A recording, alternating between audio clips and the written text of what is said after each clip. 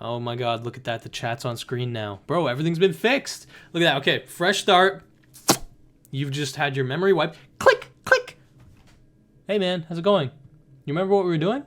Oh, you don't? Okay, let's just take a quick little peek at this fella right here. In this video, I'm going to explain the story of how I made $24.5 million by the age of 22. On the surface, Iman Ghadzi appears to $24.5 million at the age of 22. That seems perfectly viable and not sus at all. be one of the most successful YouTubers in the finance space. And looking at his recent views and channel performance, his clout levels are definitely in an upward spiral. However, his sudden rise has been met with some backlash. A few months ago, Iman released a program called Influencer Ignited. For $1,000, I better be getting a complimentary slap and tickle, if you know what I mean. Comments all over the internet are accusing him of being what you would call a fake guru and are questioning the main sources of his wealth. This really sparked my interest, and given that he's been making videos for quite some time now, I sat down and watched through his content dating all the way back to 2016, where he was just a young jit with zero bread. So let's take a look at what I found and try to figure out how legitimate his self-proclaimed $30 million net worth really is. Can you tell me like roughly what your net worth is? Do around like $1.5 million a month at the moment. $1.5 million a month. Okay. Iman Ghadzi was born on January 3rd of 2000 in South Russia, where Holy fuck, this guy is born in 2000. That's wild. He's younger than me. he was raised by his single mother and grandparents. You could say his life really was a movie, as he describes his early life living situation similar to the film Borat. Much like the shorties in my DMs, Iman did not have a father figure in his life, but his mother and grandmother made him feel like he had someone he could look up to. Growing up, his mother worked 2 jobs to be able to support herself and Iman, and upon turning 4, they moved to London, which was quite the transition for him. Going from a small town in Russia to all of a sudden living in a huge city took some adjusting for Iman. He went from TV channels that would broadcast the oldest classics to watching the latest videos from Mr. Recent Era. At the age of 8, instead of getting into devious trouble with his friends, he instead began reading books. He would go to his local library and buy his favorite books, which he would later read at home. Now, these weren't any ordinary diary. Bro, okay, if you're about to tell me that an 8-year-old of his own volition chose to read top 10 tips for fucking, don't even make me say it. I'm getting to top 10 tips for fucking sucking your great uncle's toenails. Okay, you're capping right now. If this guy is really trying to pretend like this fucking 8-year-old Iman was going into a bookstore and being like, yes, I want to read 48 laws of fucking poop. Of Wimpy Kid books. Iman was reading certified hood classics like Rich Dad Poor Dad and the Rich Dad Poor Dad at 8 years old. 48 Laws of Power. Seems legit. Their habits is what separated him from the rest of the children. He was a shy kid and never went out of his way to talk to people. But as he grew, he crawled out of his little shell more and more. This just proves that W-Riz can't be achieved through watching Alpha M videos alone. This guy's fucking capping too, bro. This guy's literally just doing the same fucking thing. All right, so that's the second fucking video that's just saying that Iman Ghadzi's the GOAT, basically. Okay, watching videos like this reminds me of how anything is possible. If you put your mind to it and set a goal, you can achieve anything. It's crazy seeing someone this young being able to do the things he does. Iman is a game changer. Look, I don't actually want to shit on people who are like optimistic or whatever, but there's got to be more to this, man. Look, I'm just a fucking plebeian. I'm a dummy. Wait, am I lagging? Anyway, let's see. I want to see. There's gotta be a critical video about this guy on the fucking platform somewhere, right? We'll see. We'll fucking see.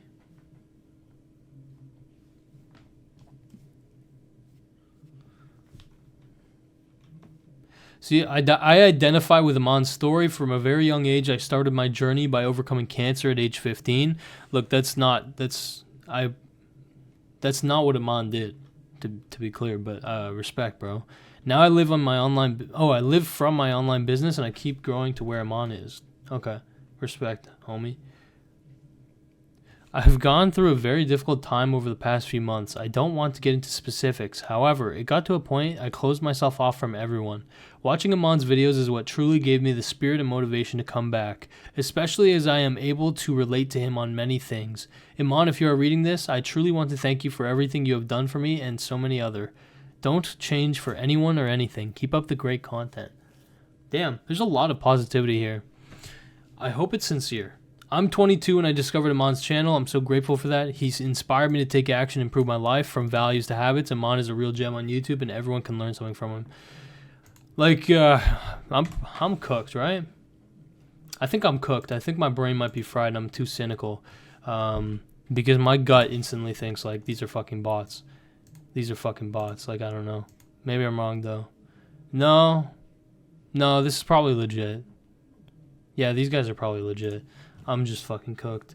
Let's watch the video. Can only be harvested with age and experience. Since Iman was now older and more confident, he wanted to make some money. He was still too young to submit a job application and become a certified AUK at his local corner store. So he did the next logical thing he could do, which was starting a side hustle. This side hustle consisted of He started selling crack cocaine. You can do it too. him flipping Instagram accounts. Iman made a slight couple grand from this hustle before departing from the hustle entirely. The only logical thing he could do with this money at such a young age is blow it all on Pokemon cards. But Iman was obviously different. He smelt an opportunity and decided to save up his money. Iman dreamed of becoming the next Graham Stephan, so he created his first YouTube channel where he would create videos documenting his entrepreneurial journey. The best part was that he was pretty consistent with his upload, unlike many other YouTubers. While Iman was busy with content creation, he realized Susan wasn't gonna pay for the lifestyle he wanted. So this time, he decided to use his social media skills and offered to run his local soccer team's social media pages for $90 a week. The owner of the organization must have been in a good mood that day because he agreed to the offer, and Iman was contracted to post 4 YouTube videos, 30 unique Instagram posts, and 3 unique Facebook posts every month. This has got to be illegal. Bro was only 15 and was already working a full-time job with less than minimum wage pay. Although, to be fair, this was technically his first client for the multi-million-dollar ad agency he currently runs, so it was worth.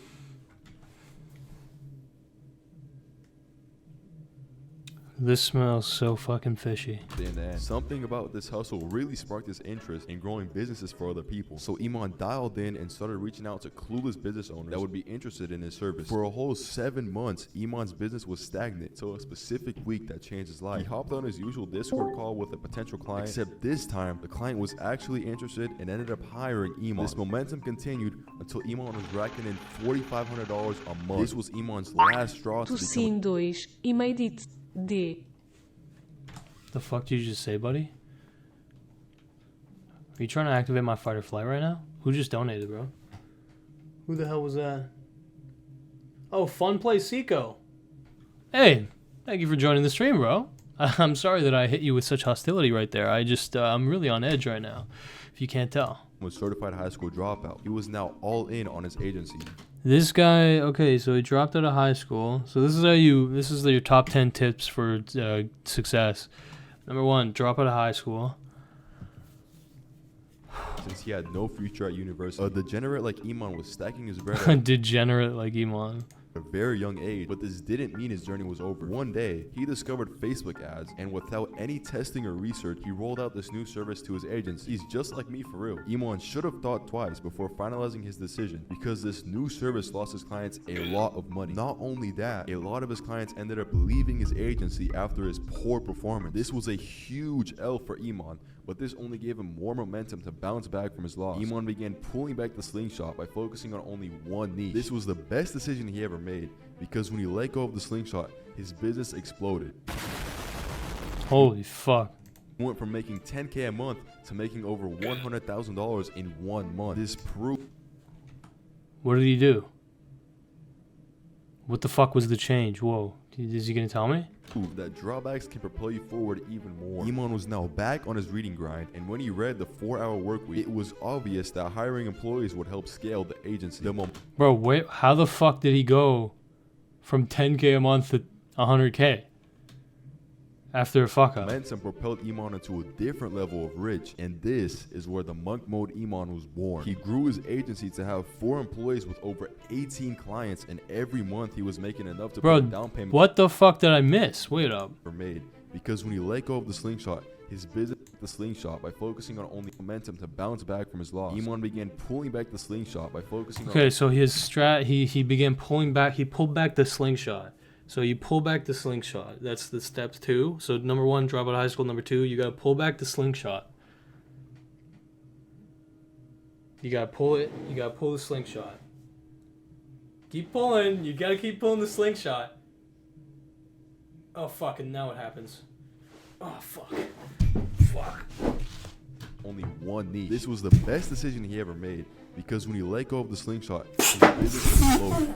Alright, that was not He funny. went from making $10K a month to making over $100,000 in one. So, okay, he let go of the slingshot and he was making $100K a month now. I have such a strong urge toward violence. I really need to mitigate that through some fucking form of meditation, fighting, combat training, fucking going to the gym. I did that, so I don't know what the fuck.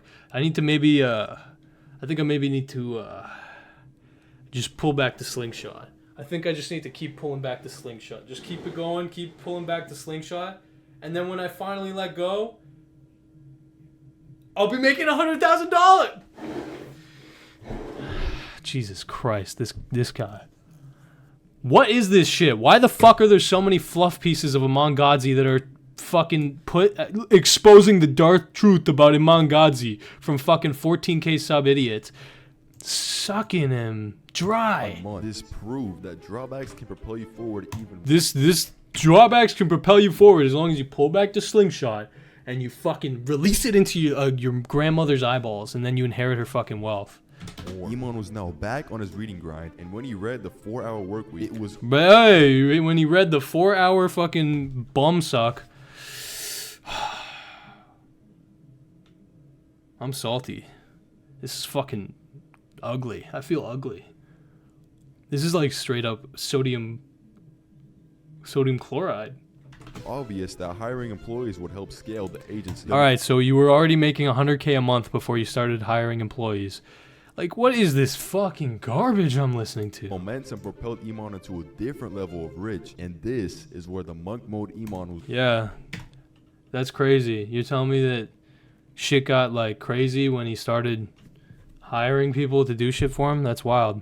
Born. He grew his agency to have 4 employees with over 18 clients, and every month he was making enough to put a down payment on a California home in the hills. I know this because I recently just put a down payment on a California home in the hills, and even though it seemed like it was smooth sailing for Iman, that wasn't the case. He lost some of his clients here and there, which sometimes equaled up to a loss of $25,000 in 1 month. That would be no big deal for me since $25,000 is my monthly Funko Pop budget, but for Iman, this was something that took a toll on his mental health, and it's why the quote that goes, "When it rains, it pours," is one of his favorites. He truly believed when one thing goes bad, everything else will go bad too. So he dealt with moments like these by meditating and hopping on ashwagandha. But as big of a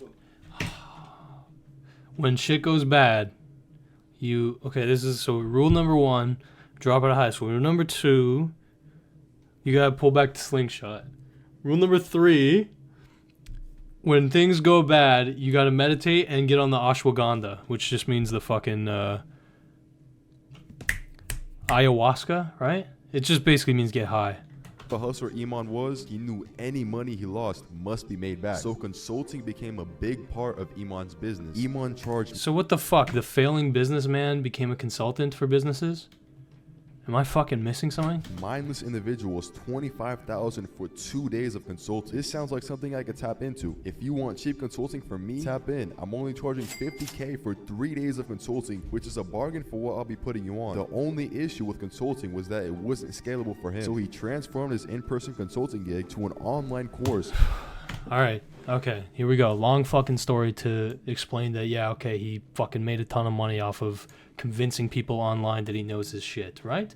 He made a fuck ton of money by being a young millionaire. All right. Sick. Thank you. Fucking hell. Sorry, man. I'm actually salty now.